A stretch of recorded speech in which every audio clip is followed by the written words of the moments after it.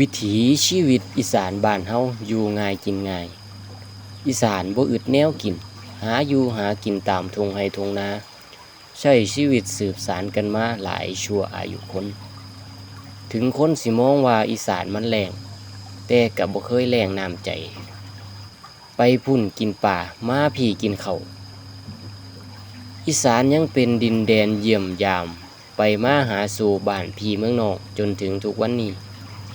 ไผสิมองคนอีสานจังใดก็ตามแต่ข่อยยังภูมิใจที่ได้เกิดในแผ่นดินแดนอีสานเกิดเป็นคนภาคใดก็คนคือกันถึงสิรวยล้นฟ้าแต่สุดท้ายแล้วก็หนีบ่มุมกล่องสี่เหลี่ยมกว้างศอกยาวว่าไปบ่ได้จงมีความสุขกับชีวิตในวันนี้ให้ดีที่สุดเพราะบ่รู้ว่ามื้ออื่น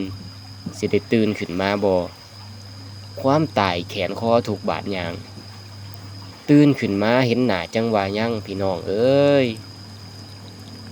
มาเด้อมาหาแนวกินเฮ็ดแนวกินต้มอึ่งกินน้ำกันพี่น้องกับอีสานเลือดลอยนะครับขอบคุณผู้ชมทุกท่านขอบคุณผู้ติดตามที่คอยให้กำลังใจกันเสมอมาฝากกดไลค์กดแชร์เพื่อเป็นกำลังใจ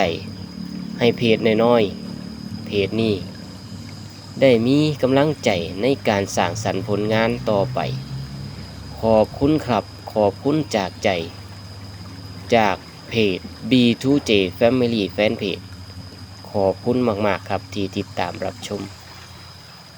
เจอกันใหม่